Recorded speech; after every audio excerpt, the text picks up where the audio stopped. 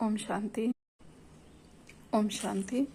आज 22 अक्टूबर 2024 की बाबा की साकार वाणी है। बाबा कहते हैं, मीठे बच्चे, बाप तुम्हें जो नॉलेज पढ़ाते हैं इसमें रिद्धि सिद्धि की बात ही नहीं है। पढ़ाई में कोई छू मंत्र से काम नहीं चलता है।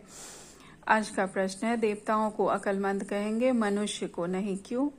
उत्तर में बाबा कहते हैं, क्योंकि देवताएं हैं सर्वगुण संपन्न और मनुष्य में तो कोई भी गुण नहीं है। देवताएं अक्लमंद हैं तब तो मनुष्य उनकी पूजा करते हैं। उनकी बैटरी चार्ज है इसलिए उन्हें बर्थ पाउंड कहा जाता है। जब बैटरी डिस्चार्ज होती है तो बर्थ पेनी बन जाते हैं, तब कहेंगे बेअकल।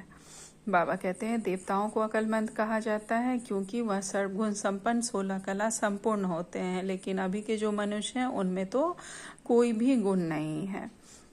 देवताओं की बैटरी चार्ज है और मनुष्यों की बैटरी तो बिल्कुल ही अभी डिस्चार्ज हो गई है, जिससे बिल्कुल ही बेअकल बन पड़े हैं। भक्ति में इधर उधर धक्के खाते रहते हैं।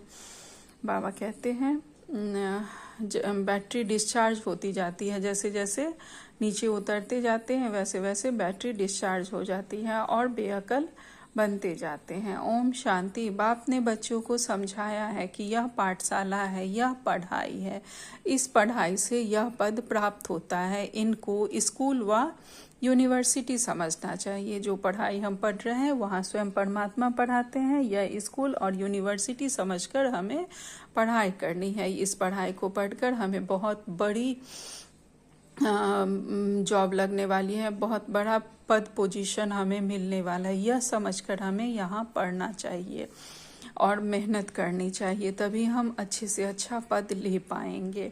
तो बाबा कहते हैं, यहाँ दूर दूर से पढ़ने के लिए आते हैं। क्या पढ़ने आते हैं? यह एम ऑब्जेक्ट बुद्धि में है। हम पढ़ाई पढ़ने के लिए आते हैं। पढ़ाने वाले को टीचर कहा जाता है। भगवानुवाच भी है। भगवानुवाच है भी गीता, दूसरी कोई बात नहीं। गीता पढ़ाने वाले का पुस्तक है, परंतु पुस्तक आदि कोई पढ़ाते नहीं। गीता कोई हाथ में नहीं है, यह तो भगवानुवाच है। बाबा कहते हैं, इसमें कोई, इस पढ़ाई में कोई पुस्तक से पढ़ाने की बात नहीं है। कोई पुस्तक की जरूरत नहीं है इस टीचर को। यह टीचर तो स्वयं ज्ञान का सागर है। तो बाबा कहते हैं, गीता कोई हाथ में नहीं है, बल्कि यह तो भगवान द्वारा कहे हुए महावाक्य हैं और वही गीता का ज्ञान बाबा अभी हमें दे रहे हैं। बाबा कहते हैं, मनुष्य को भगवान नहीं कहा जाता। भगवान तो ऊंचे ते ऊंच एक ही है। मूल बतन, स्थूल बतन, सूक्ष्म बतन, यह है सारी यूनिवर्स, यह सारा ब्रह्मांड है। खेल कोई सूक्ष्म बतन व मूल बतन में नहीं चलता। नाटक यहाँ ही चलता है, इसी स्थूल बतन में, इसी सृष्टि रंगमंच पर यह सारा खेल चलता है जो पाठ हम बजाते हैं। 84 का चक्र भी यहाँ है, इनको ही कहा जाता है 84 के चक्र का नाटक। यह बना बनाया खेल है। यह बड़ी समझने की बातें हैं, क्योंकि ऊंचते ऊंच भगवान उनकी तुमको मत मिली है। स्वयं परमात्मा की मत हमें मिली है। दूसरी तो कोई वस्तु है ही नहीं। एक को ही कहा जाता है सर्वशक्तिवान, वर्ल्ड ऑलमाइटी अथॉरिटी। वह सर्वशक्तिवान हमारे परमपिता परमात्मा है। अथॉरिटी का भी अर्थ खुद ही समझाते हैं। अथॉरिटी क्या है उसका अर्थ भी भगवान ही स्वयं यहाँ हमें समझा रहे हैं। यहाँ कोई पुस्तक और शास्त्र की बात नहीं है। स्वयं ज्ञान के सागर हमें आकर यह ज्ञान दे रहे हैं। यह मनुष्य नहीं समझते, क्योंकि वह सब है तमो प्रधान। इसको कहा ही जाता है कलयुग।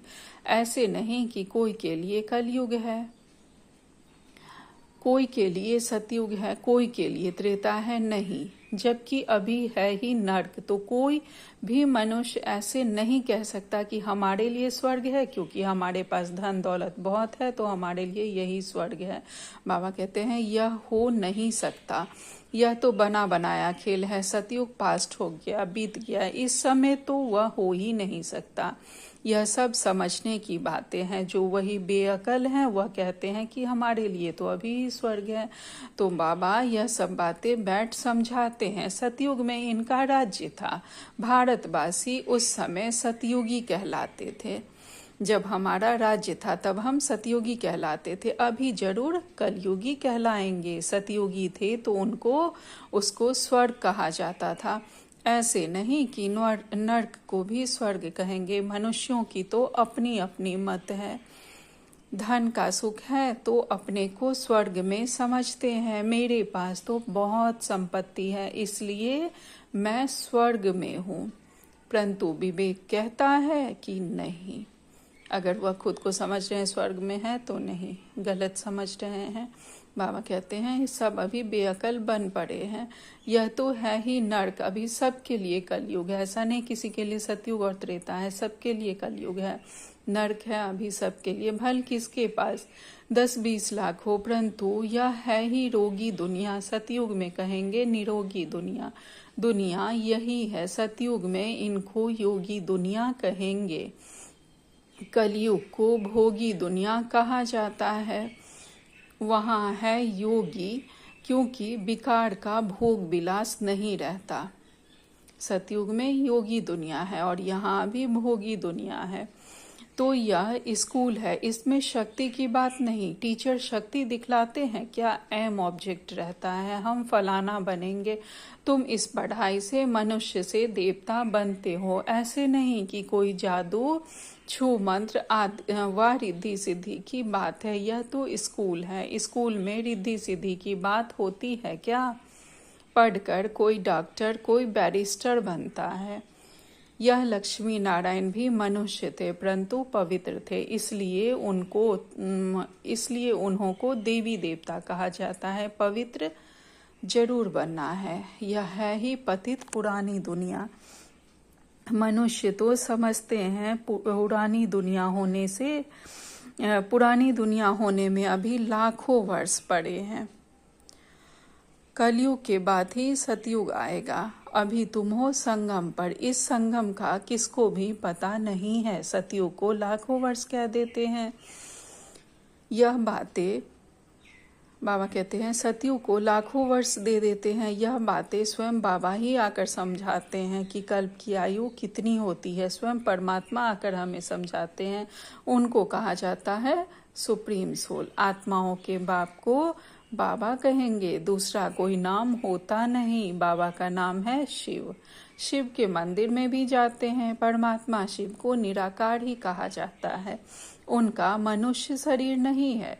तुम आत्माएं यहाँ पाठ बजाने आती हो तब तुमको मनुष्य शरीर मिलता है, वह है शिव और तुम हो शालिग्राम। शिव और शालिग्रामों की पूजा होती है क्योंकि चैतन्य में होकर गए हैं, कुछ करके गए हैं, तब तो उनका नामाचार गाया जाता है। बाबा कहते हैं यह शिव और शालिग्राम चैतन्य में होकर गए हैं। बाबा ब्रह्मा बाबा के शरीर में आते हैं और शालिग्राम बाबा ने हम बच्चों को कहा है, तो सब चैतन्य में होकर गए हैं और कुछ करके ऐसा उन्होंने चरित्र निभाया है, तभी तो उनकी पूजा हो रही है अभी तक।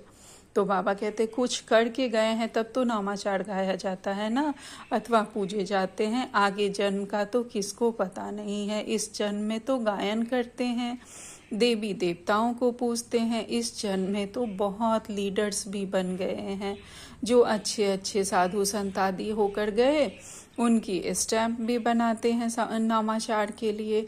यहाँ फिर सबसे बड़ा नाम किसका गाया जाए? सबसे बड़ाते बड़ा कौन है?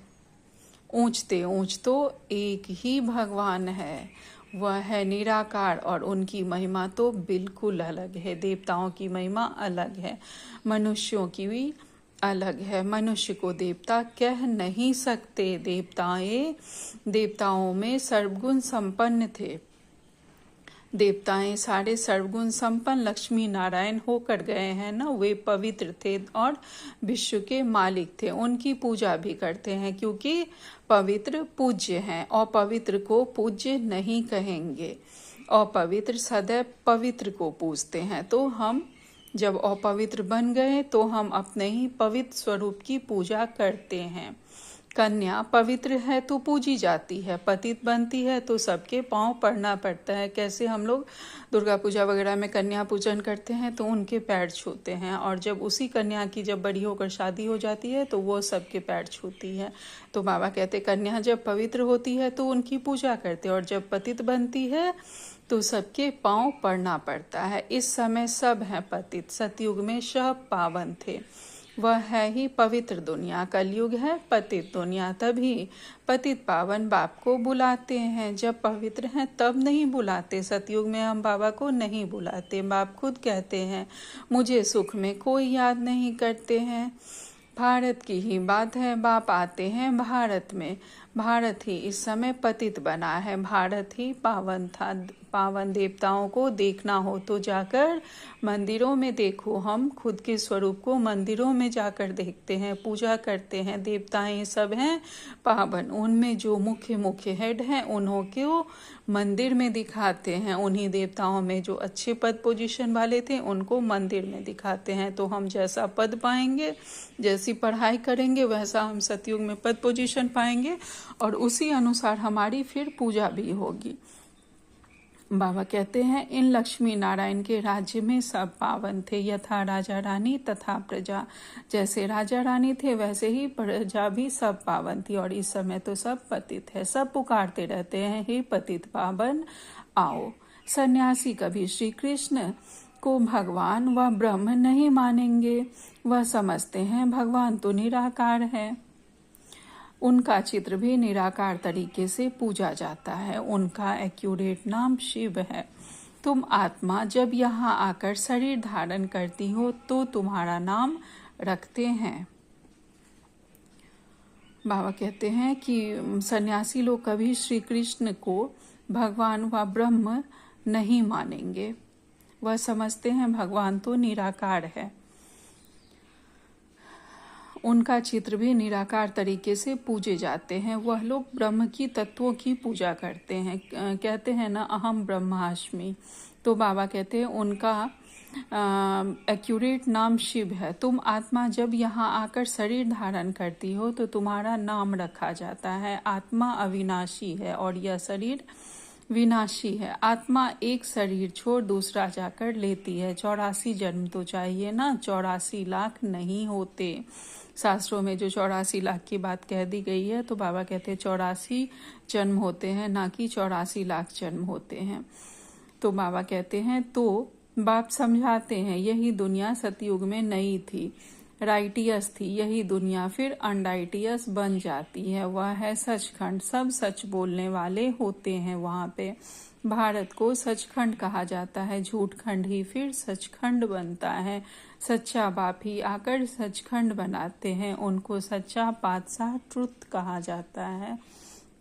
यह है झूठखंड। मनुष्य जो कहते हैं वह है झूठ, सेंसिबल बुद्धि है देवताएं, उन्हों को मनुष्य पूजते हैं। अकलमंद और बेअकल कहा जाता है। अकलमंद कौन बनाते हैं, फिर बेअकल कौन बनाते हैं, यह भी स्वयं भगवान ही आकर बताते हैं। अकलमंद सर्वगुण संपन्न बनाने वाला है बाप। वह खुद आकर अपना परिचय देते हैं। जैसे तुम आत्मा हो, फिर यहाँ शरीर में प्रवेश कर पाठ बजाते हो, मैं भी एक ही बार इनमें प्रवेश करता हूँ। तुम जानते हो वह है ही एक, उनको सर्वशक्तिवान कहा जाता है। दूसरा कोई मनुष्य नहीं जिनको हम सर्वशक्तिवान कहेंगे। लक्ष्मी नारायण को भी नहीं कह सकते, क्योंकि उन्हों को भी शक्ति देने वाला कोई है। बाबा कहते हैं लक्ष्मी नारायण को भी सर्वशक्तिमान नहीं कह सकते, क्योंकि उनको भी शक्ति देने वाला कोई और ही है, और वह से स्वयं परमपिता परमात्मा है। पतित मनुष्य में शक्ति हो न सके। आत्मा में जो शक्ति रहती है वह फिर आहिस्ते आहिस्ते डिग्रेड होती जाती है। अर्थात आत्मा में जो सतो प्रधान शक्ति थी वह तमो प्रधान शक्ति हो जाती है। जैसे मोटर का तेल खलास होने से मोटर खड़ी हो जाती है। यह बैटरी घड़ी घड़ी डिस्चार्ज नहीं होती है, इनको पूरा टाइम मिला हुआ है। कलयुग अंत में बैटरी ठंडी हो जाती है। पहले जो सतो प्रधान विश्व के मालिक थे, अभी तमो प्रधान है, तो ताकत कम हो गई है, शक्ति नहीं रही है। वर्थ नॉट पेनी बन जाते हैं। भारत में देवी देवता धर्म था तो वर्थ पाउंड थे। रिलीजन इज माइट कहा जाता है। देवता धर्म में ताकत है, विश्व के मालिक हैं। देवता धर्म में बहुत ताकत है क्योंकि वही विश्व के मालिक होते हैं। क्या ताकत थी? कोई लड़ने आदि की ताकत नहीं थी। ताकत मिलती है सर्वशक्तिमान बाप से।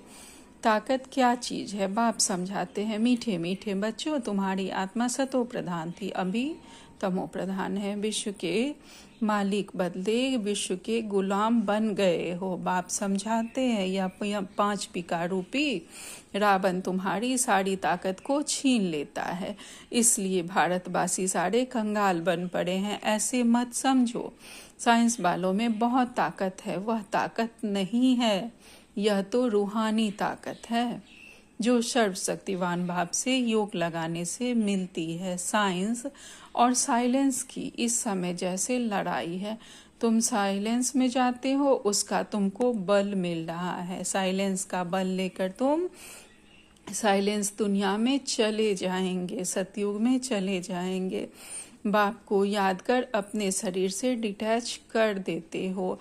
भक्ति मार्ग में भगवान के पास जाने के लिए तुमने तो बहुत माथा मारा है, परंतु सर्वव्यापी कहने के कारण रास्ता मिलता ही नहीं। तमो प्रधान बन गए हैं तो यह पढ़ाई है। पढ़ाई को शक्ति नहीं कहेंगे। बाप कहते हैं पहले तो पवित्र बनो, फिर सृष्टि का चक्र कैसे फिरता है उनकी नॉलेज समझो। नॉलेज फुल तो बाप ही है, इसमें शक्ति की बात नहीं है। बच्चों को यह पता नहीं है कि सृष्टि चक्र कैसे फिरता है। तुम एक्टर्स पाठधारी हो ना, यह बेहद का ड्रामा है। आगे मनुष्यों का नाटक चलता था, उसमें अदला बदली हो सकती है। अभी तो फिर बायोस्कोप बने हैं। बाप को भी बायोस्कोप का मिसाल दे समझाना सहज होता है। वह छोटा बायोस्कोप या बड़ा, नाटक में एक्टर्स आदि चेंज हो सकते हैं। बाबा कहते हैं नाटक में एक्टर्स आदि चेंज हो सकते हैं, यह तो अनादि ड्रामा है। अर्थात हम ही फिर दूसरे जन्म में जाके दूसरा पार्ट लेते हैं। तो बाबा कहते हैं नाटक में एक्टर्स आदि चेंज होते रहते हैं, तो यह तो लेकिन अनादि ड्रामा बना हुआ है। बाबा कहते हैं एक बार जो सूट हुआ वह फिर बदल नहीं सकता है। यह सारी दुनिया बेहद का बायोस्कोप है, शक्ति की कोई बात ही नहीं। अम्बा को शक्ति कहते हैं, परंतु फिर भी नाम तो है। उनको अम्बा क्यों कहते हैं? क्या करके गई हैं? अभी तुम समझते हो कि ऊंचते ऊंच है अम्बा और लक्ष्मी। अम्बा ही फिर लक्ष्मी बनती है, मम्मा ही फिर जाकर जगदम्बा फिर लक्ष्मी बनती है। यह भी तुम बच्चे ही समझते हो। तुम नॉलेजफुल भी बनते हो और तुमको पवित्रता भी सिखलाते हैं। वह पवित्रता आधा कल्प चलती है, फिर बाप ही आकर पवित्रता का रास्ता बताते हैं। उनको बुलाते ही इस समय के लिए है कि आकर रास्ता बताओ, फिर गाइड बनो। वह है परमात्मा। सुप्रीम की पढ़ाई से आत्मा सुप्रीम बनती है। सुप्रीम फादर से बढ़कर हम भी सुप्रीम बनते हैं। हमारी आत्मा बहुत पावन बनती है, पवित्र बनती है। सुप्रीम पवित्र को कहा जाता है। अभी तो पतित हो, बाप तो एवर पावन है ना, फर्क है ना। वह एवर पावन ही आकर जब सबको वर्षा दे और सिखलाएं, इसमें खुद आकर बतलाते हैं कि मैं तुम्हारा बाप हूँ। मुझे रथ तो जरूर चाहिए ना, नहीं तो आत्मा कैसे बोले। निराकार भगवान को रथ तो चाहिए ना, रथ भी महसूर है। गाते हैं भाग्यशाली रथ, तो भाग्यशाली रथ है मनुष्य का। वह भाग्यशाली रथ ब्रह्मा बाबा का था, जो अंतिम जन्म में ब्रह्मा बनते हैं और फिर पहले जन्म में श्री कृष्ण बनते हैं। इसमें घोड़े सवारी की बात नहीं है। मनुष्य का ही रथ चाहिए जो मनुष्यों को बैठ समझाए। मनुष्य तन द्वारा ही मनुष्य का रथ चाहिए जिसके द्वारा वह बैठकर दूसरों को समझा सके। उन्होंने फिर घोड़े गाड़ी बैठ दिखा दी है। जो महाभारत में दिखाया गया है कि श्री कृष्ण गीता का ज्ञान देते हैं रथ पर चढ़कर, तो बाबा कह रहे हैं कि उन्होंने तो फिर घोड़े गाड़ी में बैठकर दिखा दिया है कि श्री कृष्ण गीता का ज्ञान दे रहे हैं, लेकिन वह सिंबॉलिक अभी का है। जो रथ बाबा ने ब्रह्मारथ का आधार लेकर जो हमें ज्ञान दिया है, गीता ज्ञान दिया है, उसको फिर उन्होंने घोड़े गाड़ी दिखा दिया है। बाबा कहते हैं भाग्यशाली रथ मनुष्य को कहा जाता है। यहाँ तो कोई कोई जानवर की भी बहुत अच्छी सेवा होती है जो मनुष्यों की भी नहीं होती। देखो कुत्तों से कितना प्यार करते हैं, कैसे गाड़ियों में घूमते रहते हैं कुत्ते। बाबा कहते हैं घोड़े को, गाय को भी प्यार करते हैं। कुत्तों की एग्जीबिशन लगती है, यह सब वहाँ होते नहीं सतयुग में। लक्ष्मी नारायण कुत्ते पालते होंगे क्या? अभी तुम बच्चे जानते हो कि इस समय के मनुष्य सब तमो प्रधान बुद्धि हैं, उन्हें सतो प्रधान बनना है। वहाँ तो घोड़े आदि ऐसे नहीं होते जो मनुष्य कोई उनकी सेवा करे। तो बाप समझाते हैं तुम्हारी हालत देखो क्या हो गई है। रावण ने यह हालत कर दी है, यह तो तुम्हारा दुश्मन है, परंतु तुमको पता नहीं है कि इस दुश्मन का जन्म कब होता है और शिव का जन्म कब होता है। शिव के जन्म का भी पता नहीं है तो रावण के जन्म का भी पता नहीं है। तो जब बाबा आते हैं तो हमें बताते हैं।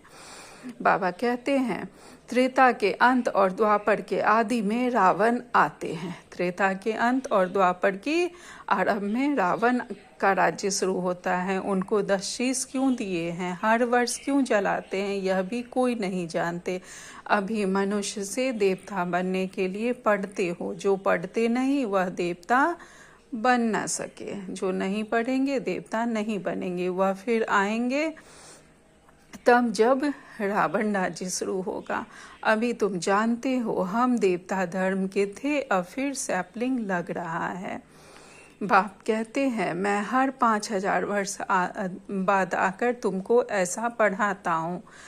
इस समय सारे सृष्टि का झाड़ पुराना है, नया जब था तो एक ही देवता धर्म था, फिर धीरे धीरे नीचे उतरते हैं। बाप तुम्हें 84 जन्मों का हिसाब बताते हैं, क्योंकि हमारे बाबा नॉलेजफुल है ना, ज्ञान के सागर हैं। अच्छा, मीठे मीठे से खिलते बच्चों प्रति माता पिता बाप दादा का याद प्यार और गुड मॉर्निंग। रूहानी बाप की रूहानी बच्चों को नमस्ते। हम सब रूहानी बच्चों की रूहानी माता पिता बाप दादा को याद प्यार, गुड मॉर्निंग और नमस्ते नमस्ते नमस्ते। शुक्रिया मेरे मीठे प्यारे बाबा, आपका लाख लाख शुक्रिया। आज धारणा के लिए मुख्य सार में बाबा ने पहली पॉइंट कही है, साइलेंस का बल जमा करना है। कोशिश करना है कम से कम हमें शब्दों में जाने का। साइलेंस के बल से साइलेंस दुनिया में जाना है। सतयुग में हम लोग संकल्पों के द्वारा ही बात करेंगे, तो जब साइलेंस बल का भी प्रयोग करेंगे तभी साइलेंस की दुनिया में जा सकेंगे। बाप की याद से ताकत लेकर गुलामी से छूटना है और मालिक बनना है। बाबा को याद करके रावण की गुलामी से छूटकर और हमें अब विश्व का मालिक बनना है। दूसरी पॉइंट में बाबा कहते हैं सुप्रीम की पढ़ाई पढ़कर आत्मा को सुप्रीम बनाना है। पवित्रता के ही रास्ते पर चल, पवित्र बनकर दूसरों को पवित्र बनाना है, गाइड बनना है।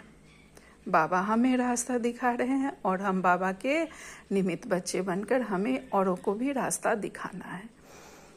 आज बाबा ने हमें वरदान दिया है विशेष आत्मा भव। अल्फ को जानने और पवित्रता के स्वधर्म को अपनाने वाले विशेष आत्मा भव।